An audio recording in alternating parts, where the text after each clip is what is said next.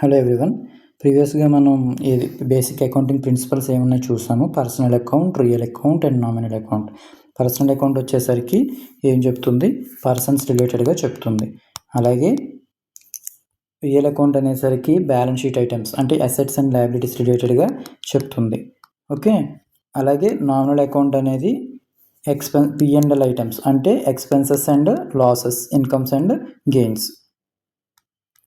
Okay. ఇప్పుడు వచ్చి మనం ఎక్రూవల్ బేసిస్ ఆఫ్ అకౌంటింగ్ చూద్దాం. మనం బేసిస్ ఆఫ్ అకౌంటింగ్ చూసేటప్పుడు ఏమవుతుందంటే, బేసిస్ ఆఫ్ అకౌంటింగ్ మనం అకౌంటింగ్ ఏ విధంగా చేస్తాం అనేది చూస్తే రెండు రకాలుగా ఉంటుంది మనకి. ఒకటి క్యాష్ బేసిస్, ఇంకోటి వచ్చేసి ఎక్రూవల్ బేసిస్ ఆఫ్ అకౌంటింగ్ అనమాట. మేజర్గా కంపెనీస్ ఏమైనా సరే గోయింగ్ కన్సర్న్ అనే కాన్సెప్ట్ని ఫాలో అవుతాయి. గోయింగ్ కన్సర్న్ అంటే ఏంటంటే, ఏ కంపెనీ కూడా ఎప్పుడు అది నేను ఈ సంవత్సరంతో ముగించేస్తాను బిజినెస్ అనే ఆలోచనతో ఏ కంపెనీ కూడా బిజినెస్ స్టార్ట్ చేయదు. Going concern. Okay, 1 minute.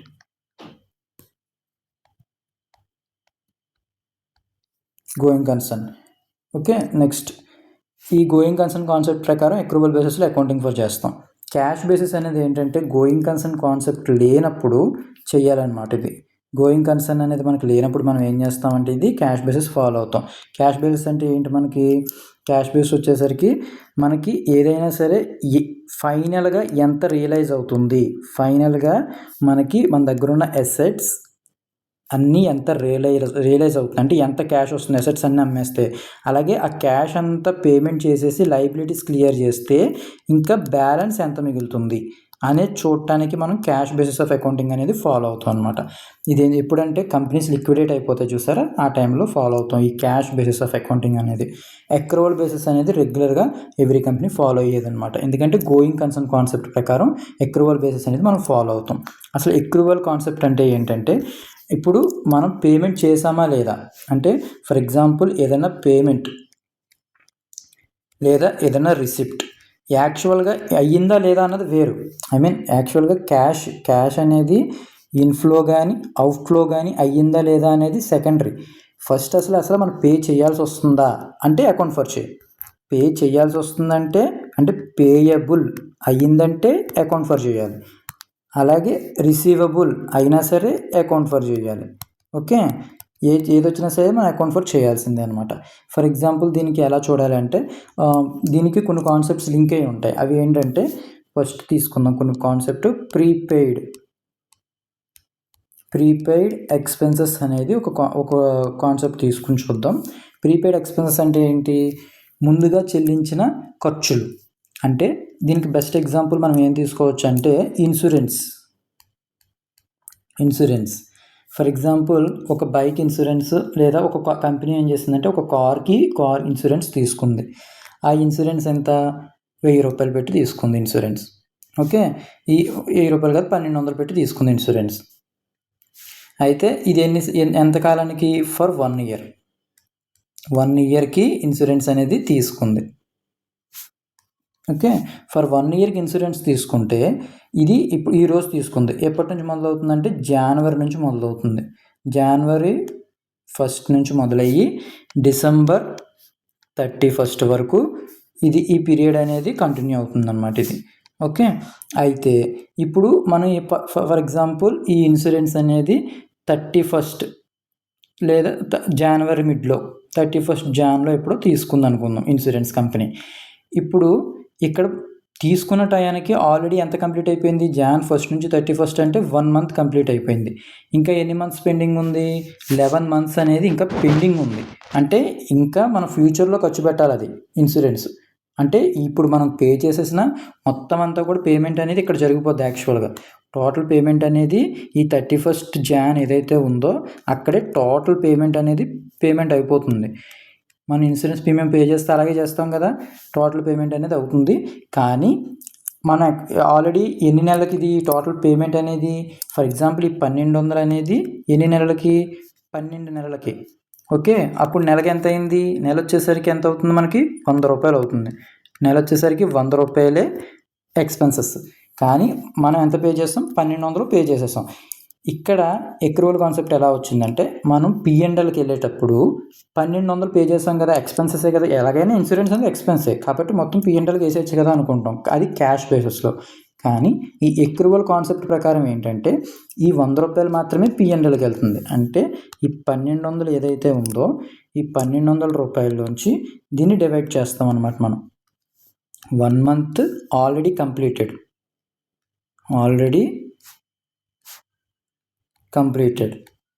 Amount ఎంత, 100 రూపాయలు. నెక్స్ట్ ఎంత, 11 మంత్స్ ఇంకా ఉంది. అంటే ఇది ఏంటి, 11 మంత్స్ ఏంటి, ఫ్యూచర్ పీరియడ్ అంటే ఇదేంటి, మనకి 1100 అనేవి ముందుగా పేమెంట్ చేసేసాం. ఇప్పుడు ఇక్కడ చూస్తే ఈ 100 రూపాయలు అనేది ఏమవుతుంది, ఎక్స్పెన్సెస్ కదా, కాబట్టి ఎక్స్పెన్సెస్ ఏం చేస్తాం మనం, ప్రాఫిట్ అండ్ లాస్ అకౌంట్లో బుక్ చేసుకుంటాం. ఓకే, ఇది ముందుగా చెల్లించేసాం అంటే ప్రీపెయిడ్ ఎక్స్పెన్సెస్ ముందుగా చెల్లించేసామంటే మనకి ఏమవుతుంది, ఫ్యూచర్లో చెల్లించాల్సిన అవసరం లేదు. ఫ్యూచర్లో ఎప్పుడైతే చెల్లించాల్సిన అవసరం లేదో అంటే అది ఇప్పుడు మనకి ముందుగా చెల్లించమంటే మనం ఆల్రెడీ డిపాజిట్ చేసి పెట్టుకున్నాం అర్థం. ఇప్పుడు ఎక్కడైనా మీరు బ్యాంకులో ఏదైనా ఫిక్స్డ్ డిపాజిట్ చేసి పెట్టుకున్నారనుకుందాం, అది మీకు ఏమవుతుంది, ఆస్తే కదా. అలాగే ఇది కూడా ఫ్యూచర్ ఎక్స్పెన్సెస్కి ముందుగానే మనం డిపాజిట్ చేసి పెట్టుకున్నాం, ప్రీపెయిడ్ ఎక్స్పెన్సెస్. సో ఇది మనకి ఏమవుతుంది, ఎసెట్ అవుతుంది అనమాట. ఈ ఎసెట్ ఎందులోకి వెళ్తుంది, బ్యాలెన్స్ షీట్లో చూపిస్తాం మనం. అర్థమైందా ఈ కాన్సెప్ట్? మళ్ళీ ఒక్కసారి చెప్తాను చూడండి. ఇప్పుడు జనవరి 1 నుంచి 31 డిసెంబర్ వరకు మనం ఇన్సూరెన్స్ తీసుకున్నాం, కానీ పేమెంట్ అనేది 31 జనవరికి అయిపోయింది, చేసాం. అప్పటికి ఎన్ని మంత్స్ కంప్లీట్ అయిపోయింది, 1 మంతే కంప్లీట్ అయింది. ఇంకో 11 మంత్స్ ముందుగా పేమెంట్ చేసాం. అంటే టోటల్ అమౌంట్ ఎంత, 1200. అంటే పెర్ మంత్ ఎంత అవుతుంది, 1200 అంటే 1200 డివైడెడ్ బై 12 అంటే 100 రూపాయలు అవుతుంది. ఈ 100 రూపాయలు అనేది ఒక నెల అమౌంట్ ఏదైతే ఉందో ఈ 1 మంత్ అమౌంట్ వచ్చి మనం P&Lకి బుక్ చేసుకుంటాం, ఎందుకంటే ఆల్రెడీ కంప్లీటెడ్. ఈ 11 మంత్స్ పీరియడ్ ఏదైతే ఉందో 1100 రూపీస్, ఇది ప్రీపెయిడ్ అంటే ముందుగా చెల్లించేసాం. ఫ్యూచర్లో చెల్లించాల్సిన అప్పుని, అదే ఎక్స్పెన్సెస్ని మనం ముందుగా చెల్లించాం కాబట్టి అది మనకి ఏమవుతుంది, ఎసెట్ అవుతుంది. కాబట్టి అది బ్యాలెన్స్ షీట్లో అకౌంట్ ఫర్ అవుతుంది అనమాట. ఓకే, ఇప్పుడు నెక్స్ట్ మంత్ చూద్దాం. ఇదే ఇప్పుడు నేను ఏం చేశానంటే, సెకండ్ మంత్ అంటే ఫిబ్రవరి 28 ఫిబ్రవరి రోజు ఉన్నాం మనం. ఇప్పుడు 28 ఫిబ్రవరి రోజున ఏం జరిగింది, ఇప్పుడు 25 ఫిబ్రవరిని మనం ఎలా అకౌంట్ ఫర్ చేసుకుంటాం, మళ్ళీ ఇప్పుడు పేమెంట్ చెయ్యం, కానీ ఎక్స్పెన్సెస్ బుక్ చేయాలి కదా. నేను ఇప్పుడు ఏం చేయాలి, ఎక్స్పెన్సెస్ని 100 రూపాయలు బుక్ చేయాలి. అంటే ఇన్సూరెన్స్ మరి 100 రూపాయలు ఈ మంత్ ఉంది కదా, సో ఇది నేను బుక్ చేయాలి. ఇది బుక్ చేస్తా, ఎక్స్పెన్సెస్ డెబిట్ చేస్తాం కాబట్టి ఇది డెబిట్ చేస్తాం. మరి క్రెడిట్ ఏం చేయాలి, మనం మళ్ళీ పేమెంట్ చేస్తున్నామా, క్యాష్ బయటకు వెళ్ళట్లా, ఆల్రెడీ వెళ్ళిపోయింది. కాబట్టి ఇక్కడ ఏదైతే ఎసెట్ క్రియేట్ అయ్యిందో ఆ క్రియేట్ అయిన ఎసెట్ నుంచి తగ్గించాలన్నమాట. అంటే ప్రీపెయిడ్ ఎక్స్పెన్సెస్, ఈ ఎక్స్పెన్సెస్ని మనం 100 రూపాయలని తగ్గిస్తాం, మొత్తం కాదు 100 రూపాయలే తగ్గిస్తాం. క్రెడిట్, ఎసెట్ తగ్గితే క్రెడిట్ చేస్తామని చెప్పుకున్నాం కదా, సో ఎసెట్ తగ్గింది కాబట్టి ఇక్కడ మనం దాన్ని క్రెడిట్ చేసుకున్నాం అనమాట. ఓకే, ఇది ప్రీపెయిడ్ ఎక్స్పెన్సెస్ కాన్సెప్ట్. ఇది కంపెనీస్లో చాలా ఇదిగా చేస్తారు. దీనికి మళ్ళీ వితిన్ 12 మంత్స్ పీరియడ్ దీని ప్రీపెయిడ్ ఎక్స్పెన్సెస్ని మళ్ళీ 2 రకాలుగా డివైడ్ చేస్తారు. రిపోర్టింగ్ టైంలో అంటే బ్యాలెన్స్ షీట్ ప్రిపేర్ చేసే టైంలో దీన్ని 2 రకాలుగా డివైడ్ చేస్తారు. ఒకటి కరెంట్, ఇంకోటి నాన్ కరెంట్. కరెంట్ అంటే ఏంటంటే నెక్స్ట్ 12 మంత్స్ ఏదైతే పేమెంట్ ఆల్రెడీ చేసేసింది ఉందో అదంతా కరెంట్లోకి వస్తుంది. ఇదేంటంటే మోర్ దెన్ 12 మంత్స్ అంటే ఫర్ ఎగ్జాంపుల్ ఒక ఇన్సూరెన్స్ పే చేసాం 5 ఇయర్స్కి పే చేసాం, 5 సంవత్సరాలకి పే చేసాం. 5 ఇయర్స్కి పే చేసిన ఇన్సూరెన్స్ ఉంది. అందులోని ఈ ఆల్రెడీ మనకి 1 ఇయర్ కంప్లీట్ అయిపోయింది, ఇంకా 4 ఇయర్స్ పెండింగ్ ఉంది. ఈ 4 ఇయర్స్ పెండింగ్ ఏదైతే ఉందో ఈ 4 ఇయర్స్ పెండింగ్లోని నెక్స్ట్ 12 మంత్స్ ఏమవుతుంది, కరెంట్ అవుతుంది. అలాగే నెక్స్ట్ 36 మంత్స్ అంటే ఈ 12 మంత్స్ తర్వాత 36 మంత్స్, మొత్తం 48 మంత్స్ కదా 4 ఇయర్స్ అంటే. సో 12 మంత్స్ అనేది కరెంట్ పీరియడ్ అవుతుంది. అలాగే 36 మంత్స్ అనేది నాన్ కరెంట్ ఎసెట్ అవుతుంది అనమాట. ఈ current asset, non current asset concept మళ్ళీ చూద్దాం. ప్రస్తుతానికైతే ఈ ప్రీపెయిడ్ ఎక్స్పెన్సెస్ అనేది మీకు అర్థమైందని నేను అనుకుంటున్నాను. నెక్స్ట్ నెక్స్ట్ దీంట్లోనే ఇంకో కాన్సెప్ట్ ఏంటంటే అవుట్ స్టాండింగ్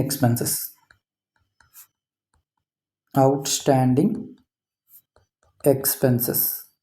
ఇదేంటంటే ఈ అవుట్ స్టాండింగ్ ఎక్స్పెన్సెస్ కాన్సెప్ట్ చూడండి. దీనికి పర్ఫెక్ట్ ఎగ్జాంపుల్ ఏం తీసుకోవచ్చు అంటే మనం శాలరీస్ తీసుకోవచ్చు. ఈ శాలరీస్ ఏంటి? ఫర్ ఎగ్జాంపుల్ శాలరీస్ అనేవి మనం ఎప్పుడు పే చేస్తాం? Next month. అంటే ఈ మంత్ శాలరీ అనేది next month 5th or 7th or 10th ఇలా కంపెనీ పాలసీని బట్టి పే చేస్తారు. కొంతమంది ఫస్ట్ని పే చేస్తారు, సెకండ్ని పే చేస్తారు, అలా పే చేస్తారు. కానీ ఇది ఏ మంత్ రిలేటెడ్ ఎక్స్పెన్సెస్? ఇది నెక్స్ట్ మంత్లో పే చేస్తున్నాం మనం యాక్చువల్గా. కానీ ఇది ఏ month related? Last month related. ఇది లాస్ట్ మంత్ రిలేటెడ్ ఎక్స్పెన్సెస్ కాబట్టి దీన్ని ముందుగానే బుక్ చేసుకోవాలి కదా. సో దీన్ని మనం ఏం చేస్తామంటే ఎక్స్పెన్సెస్ ముందే బుక్ చేసేస్తాం. లాస్ట్ మంత్లోనే మనం ఏం చేస్తామంటే శాలరీస్ అని చెప్పేసి ఎక్స్పెన్సెస్ బుక్ చేస్తాం. ఫర్ ఎగ్జాంపుల్ 1,00,000 రూపాయలు అనుకుందాం. ఓకే, 1,00,000 రూపాయలు పెట్టి శాలరీస్, నెక్స్ట్ శాలరీస్ 1,00,000 రూపాయలు బుక్ చేసేస్తాం. క్రెడిట్ దేనికి ఇస్తాం? అంటే శాలరీస్ అనేది ఎక్స్పెన్సెస్ కాబట్టి ఇది డెబిట్ ఇస్తాం, అది మీకు తెలిసింది. ఎక్స్పెన్సెస్ డెబిట్ చేస్తాం కాబట్టి. ఇప్పుడు క్రెడిట్ దేనికి ఇస్తాం? మనం ఇప్పుడు క్యాష్ ఇచ్చేసామా? ఇవ్వలేదు కదా, క్యాష్ పేమెంట్ అనేది జరగలేదు. మరి అలాంటప్పుడు దేనికి ఇస్తాం క్రెడిట్ అనేది? అంటే క్యాష్ అనేది అసెట్ కాబట్టి అసెట్ తగ్గితే పేమెంట్ ఇస్తే అసెట్ తగ్గుతుంది కాబట్టి క్రెడిట్ చేస్తాం. కానీ ఇక్కడ క్యాష్ అనేది బయటికి వెళ్ళలే. సో మనం ఏం చేస్తాం? పేయబుల్ క్రియేట్ చేస్తాం. అంటే శాలరీస్ పేయబుల్ అకౌంట్ అని ఒక అకౌంట్ క్రియేట్ చేస్తాం. పేయబుల్ అంటే ఏంటి? మనకి లయబిలిటీ అనమాట, ₹1,00,000. ఇది మనం పేమెంట్కి బుక్ చేసుకుంటాం. అంటే ఇది ఏంటంటే లయబిలిటీ క్రియేట్ చేస్తాం. Payable account, receivable account, payable account అని మనం చెప్పుకున్నాం కదా ఇందాక లాస్ట్ క్లాస్లో. దాని ప్రకారం అనమాట పేయబుల్ అనేది మనం క్రియేట్ చేస్తాం. అలాగే ఇప్పుడు ఇది అయిపోయింది. ఇది ఎప్పుడుది? 30th of last month. అంటే ఏదైతే మనం శాలరీస్ బుక్ చేయాల్సిన డేట్ ఉంటుందో 30th మంత్ ఎండ్ డేట్. ఇది మంత్ ఎండ్ డేట్. ఆ డేట్కి మనం శాలరీ బుక్ చేయాల్సి ఉంటుంది. ఆ డేట్కి మనం ఇలా రాసుకుంటాం, ఈ ఎంట్రీ వేసుకుంటాం. అయితే ఇప్పుడు మనం ఎప్పుడు పే చేస్తాం శాలరీ అనేది? Next month. For example 5th pay చేశాను నేను శాలరీ. 5th నెక్స్ట్ మంత్ అంటే ఏంటి? ఇది పేమెంట్ డేట్. పేమెంట్ అయినప్పుడు ఎలా అకౌంట్ ఫర్ చేసుకుంటాం? శాలరీస్ మళ్ళీ ఇవ్వంగా, ఆల్రెడీ ఒకసారి శాలరీస్ ఇచ్చేసాం, మళ్ళీ బుక్ చేయంగా శాలరీస్. కాబట్టి ఇప్పుడు ఎక్స్పెన్సెస్ బుక్ చేయలేం, ఆల్రెడీ ఎక్స్పెన్సెస్ అనేవి బుక్ అయిపోయినాయి. కాబట్టి ఇప్పుడు మనం ఏం చేయాలి? శాలరీస్ పేయబుల్ అకౌంట్ ఏదైతే ఇక్కడ క్రెడిట్ చేసామో దాన్ని డెబిట్ చేయండి. శాలరీస్ పేయబుల్ అకౌంట్ ఎంత? 1,00,000. ఇది ఏమవుతుంది? డెబిట్ అవుతుంది. క్రెడిట్ ఏం చేస్తాం? Bank or cash. బ్యాంక్లో పే చేస్తే బ్యాంక్, క్యాష్లో పే చేస్తే క్యాష్. 1,00,000 ఇది క్రెడిట్ అవుతుంది. అంటే దీనికి అర్థం ఏంటి? ఇక్కడ మీరు చూస్తే లాస్ట్ మంత్లోని శాలరీస్ పేయబుల్ అనేది 1,00,000 రూపాయలు సేమ్ అమౌంట్కి క్రెడిట్ అయింది. ఓకే, అదే శాలరీస్ పేయబుల్ అకౌంట్ ఆ నెక్స్ట్ మంత్లోని అదే అమౌంట్కి డెబిట్ అయింది. ఒక డెబిట్ ఒక క్రెడిట్ అయినప్పుడు ఏమవుతుంది? క్యాన్సిల్ అయిపోతుంది. ఇంకా మిగిలింది ఏంటి? Net transaction. Debit, salaries debit 1,00,000 రూపాయలు, బ్యాంక్ క్రెడిట్ 1,00,000 రూపాయలు. ఇప్పుడు మీకు అర్థమైందా కాన్సెప్ట్ ఎలా వస్తుందన్నది? ఇది అవుట్ స్టాండింగ్ ఎక్స్పెన్సెస్ అనమాట. అంటే మనం ఇంకా పే చేయలే, బట్ పే చేయాలి కంపల్సరీ. అలా చేయాల్సి వచ్చేటప్పుడు మనకి ఇలా ఎంట్రీ అవుతుంది అనమాట. దీనికోసం ఏమైనా డౌట్స్ ఉంటే కనుక మీరు కమెంట్ చేయండి, నేను మళ్ళీ క్లియర్గా మీకు ఎక్స్ప్లెయిన్ చేస్తాను. థ్యాంక్ యూ ఫ్రెండ్స్, నెక్స్ట్ వీడియోలో కలుద్దాం.